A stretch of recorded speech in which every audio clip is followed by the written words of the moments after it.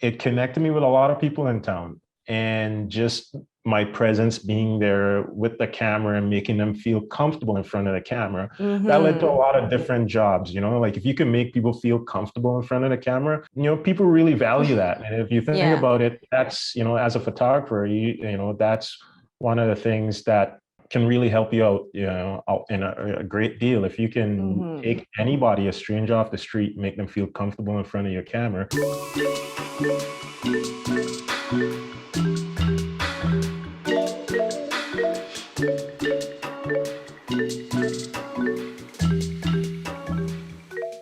Hey everybody, thanks for joining us on an episode of It Was F8, brought to you by Don's Photo, where we talk to your Canadian content creators.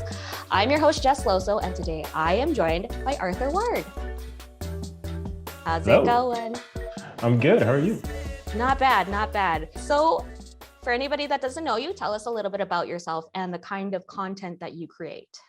Yeah, I started dabbling in videography at around 2009 to 2010, and then I pretty much focused on just photography when I got into university around 2011, because I just looked at video, and at the time I was doing a lot of After Effects work and stuff like that, visual effects, which Mm-hmm. was, pretty early back then on just a little Toshiba laptop, putting stuff to render Oh, and yeah.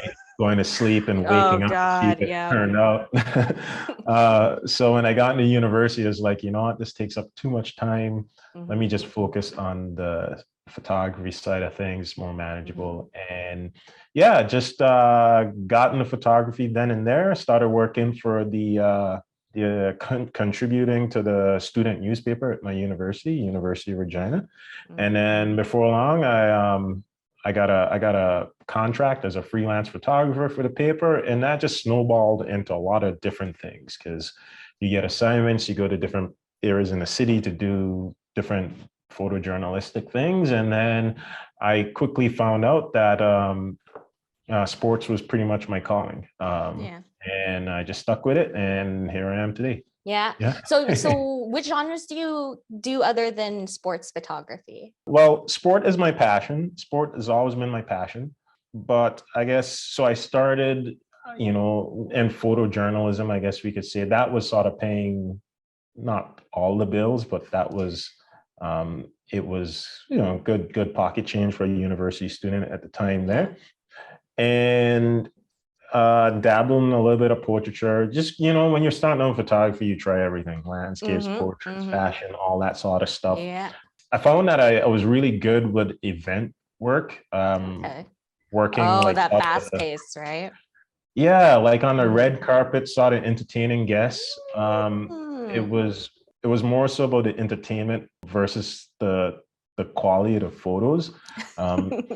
And it sounds crazy to say, but we for a while here, and I think it went for 7 or 8 consecutive years. We had a fashion week here in Regina, and Mm-hmm. every year we would, there'll be a big fashion show. In my first year of volunteering at that event, I got assigned to work the red carpet. So just they had Okay. like a photo wall set up with a step and repeat red carpet. The guests would stop, get their photos taken, and go on. And it was nice. Everybody dressed up really fancy, which is a good excuse for me to dress up fancy as well. Mm-hmm.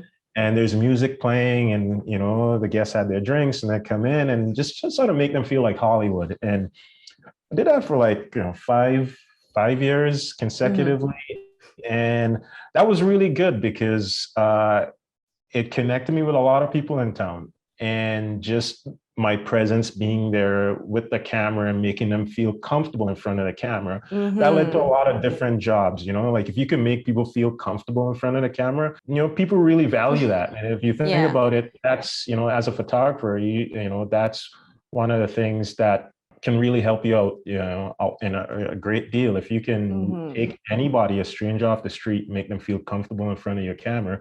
So I learned to do that, Mm-hmm. pretty much rapid fire. But over the years, I've developed a system where, I'm confident if I pick up a camera, I can pretty much make most people feel comfortable in front of the camera. So that led to a lot of work and a lot of jobs and stuff like that. And then the biggest thing that I've done other than sports photography, and this really was my bread and butter and that paid the bills, was jewelry photography. Oh, it's different, right? Because it's inanimate objects versus like you have to create an emotional connection between you and a product compared to you and a person. Yes, that is something that yeah, you hit the nail on the head there.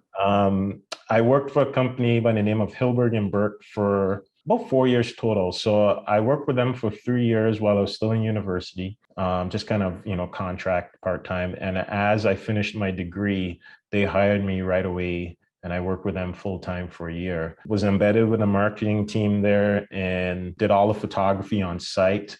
That I was in charge of all the product photography. So learning to shoot jewelry was a challenge. It's very technical. You would assume because it's jewelry, you want a macro lens, but I ended up shooting a lot of this stuff just like on my 85 prime, just because one of the things that's really tricky about jewelry is a lot of the surfaces are highly reflective. And the closer you get, the more reflections get the pieces can catch. Okay. So you want some distance, and you also want to fill the frame. So using an 85 millimeter lens on a high resolution camera like my Nikon D800, and you have the ability to keep your distance, but you can get lights. You have space between the jewelry and the camera where you can pack it with your lights, your bounce cards and all that stuff. And then it's high enough resolution where you can still have some wiggle room to crop in afterwards. Okay. And then any reflections are very small. You can easily mask out that sort of thing. So it is a process, but yeah, working for that company was great because earrings and necklaces, they aren't like shovels and brooms. They have they're not tools. They're not food. They're not things that are essential to just everyday stuff. So the challenge was like, how do you make people buy something that has sort of no utilitarian value, right? So it was all about making emotional connections with the pieces that we had to photograph. So just kind of learning just how to, other than the standard boilerplate like product photography for the website, we did a lot of special projects, a lot of mini campaigns and main campaigns, and just trying to pair the jewelry with certain wardrobes, with certain environments, different locations, different sets, playing with the lighting, the mood, the creative stuff, right? Yeah, the creative stuff, and just trying to get people, when they see that piece, on that model in that setting, they just kind of like, ooh, I want that, right?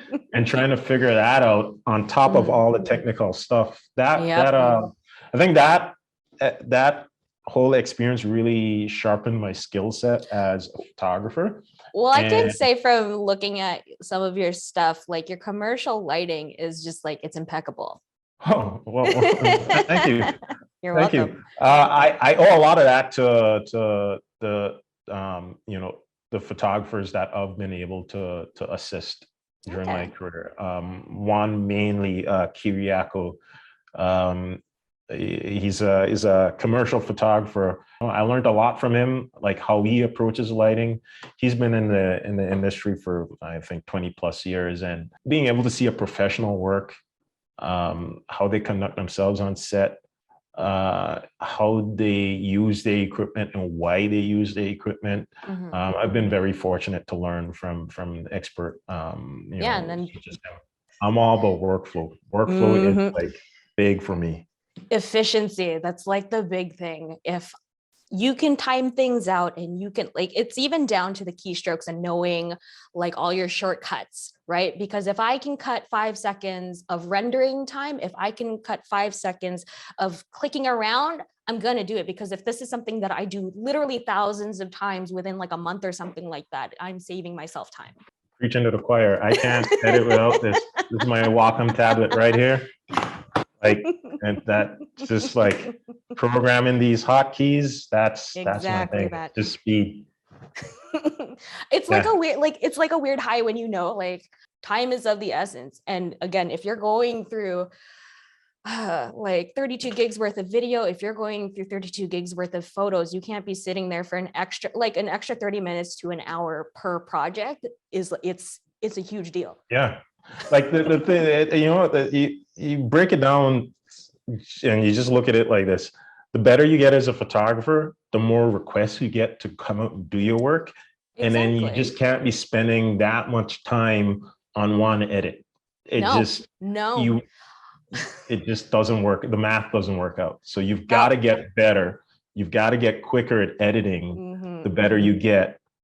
And if you're really good at what you're doing, naturally you will get faster, but you also have to think of ways to optimize what you're doing so that when you get a lot of requests, you don't drive yourself crazy. You can create the quality of work that the people expect you to do, but in a more manageable time for yourself. Well, yeah, it's being able to make micro decisions within seconds, right? And it's a lot of, that was one of the hard things that I had trouble dealing with for maybe even for like the first 3 to 5 years of my career as a photographer, was which photos are like the keepers and which ones are just, am I going to take away? And it was spending too much time deciding, well, this is like slightly off, but which one do I want? No, you have to be able to just, it's this one, I don't care. The other one's getting deleted, and you just pick and choose and you just delete. And then you keep the lighting consistent, just batch edit everything. It saves you so much time. So what were you doing before you decided to pick up a camera? I was just an athlete in high school. I did track and field. I was always going away to competitions, competing, that sort of stuff. So that was pretty much my life, like just training, competing. I picked up a camera at the end when we were graduating, because our graduating class wanted someone to put together a slideshow. So I got a camera and took some pictures, and then it kind of went from there. And you started with video though, right? Like, is that something that you were more drawn to compared to photography for whatever reason? Yeah, so the video, so I remember in the slideshow, because Facebook was like the thing back then, like it just came out, like everybody's on Facebook tagging people and stuff. It was our TikTok. Yeah, Facebook was our TikTok. Back in 2008, like Facebook was like our TikTok. So I pretty much went back on Facebook, kind of downloaded everybody's pictures, compiled it into a slideshow. And then, if you know me, I always want to do a little extra. I always want to go a little extra. For some reason, I found out like I can do like these special effects. So I had this idea to, like, at the end of the slideshow, to just sort of do like an Iron Man sort of special effect where my palms were like glowing, more like Dragon Ball Z, I guess, like a big orb. And then I just shot it to the sky, and it just like blew up, and it like confetti fireworks that said "Congratulations, class of 2000," whatever it was. Okay. So I somehow got that idea. So the camera that I got, I just bought it off a friend, and I used that camera to record that bit and just sort of keyframed and did all that stuff. Oh my goodness. It wasn't After Effects, it was like some other program. So that one was a hit, and people loved that. And then I just started doing like more of that stuff, and just odd jobs for like DJs at this time. They were just getting their stuff like on MySpace and stuff, and they wanted like a cool little... Oh my God, MySpace. Yeah, those I'm dating myself. I'm going. No, that's okay. Back. Hey, Tom's still your friend. That's totally cool. No, but so it sounds like you were inherently kind of drawn to the special effects stuff, and that you were willing to put in time to learn all of that because you had something specific visualized for like what the end product would look like. Yeah, exactly. And that just sort of just opened up a whole new world for me. What have been some of the biggest challenges you've encountered thus far creating content? On the photography side of things, I feel I've accomplished pretty much everything that I've set out to do in terms of the style of my images and just what, the impact that I wanted my images to have. But now the challenge for me is trying to do the same thing on the video side and sort of really understand the video space now and potentially where it may go in the future, because I still feel it's a lot. There's a lot that's evolving and how Yes. that's going, right? And there are a lot of different kinds of ways to shoot video and create content. Basically, is like it can come from a phone, it can come from an SLR, it can come from a mirrorless, it can come from an action camera. There are so many different ways, and it's kind of trying to figure out what works best for who the end, like who that's going to be shown to. Yeah, exactly. I feel a challenge right now is that the platforms are dictating the content and not the other way around. Not the content. We like when you want to make some content or tell a story right now, the first thing you have to think about is which platform it's going to be on, which is sad. But I'm really trying to see and understand, like, because I really like telling stories and telling stories about athletes. And, it could put together a good story, but then it needs to live on a platform. And picking the right platform is detrimental to the success of how well received that piece is. Exactly. So it's trying to understand the space which impacts the workflow. Because right now you want to tell a story, then you've got to at minimum have it ready for 2 platforms or 2 formats. So 2 platforms, you can go Facebook, Instagram, or Instagram, YouTube, or you can just go on Instagram, but you can have horizontal or vertical or living, those 2 different types on Instagram. And it's trying to figure out, like, how do you share this story? And, there are people in that space that do it very well. There are many different examples. So for me, I'm just trying to explore what would be the best approach. And the hardest challenge is that everything's changing every day. There's a new algorithm. Constantly. There's this, that, yep. which impacts the workflow side of things. So it's like, oh my God, I thought I was going to go down this road, but now things have changed. So we'll pump the brakes a little bit. Like it's that sort of a constant struggle back and forth, a solution that can sort of have some legs to it. And, you do it today and this can last for the next 2-3 years, maybe not as effective, but then just sort of look to see like, how can we get people drawn to it? One approach might be just to do it more, do it on MySpace, right?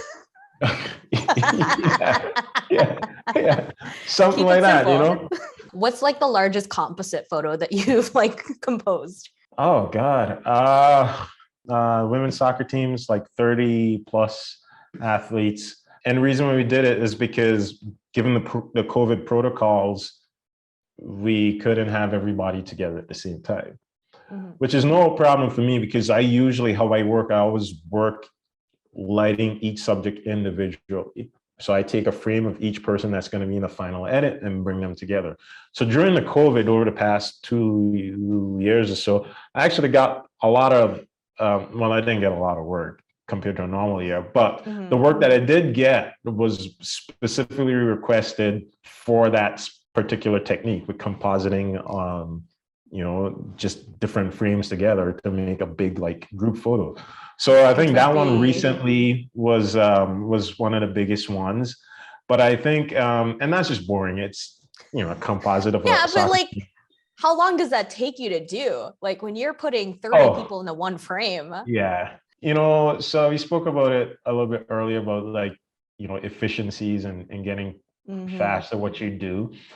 Like right now, it takes me about 20-25 minutes for one person. So doing that, it's like, and for me, I can only go like 4 hours, 5 hours. An edit like that will take me, a couple of days to complete.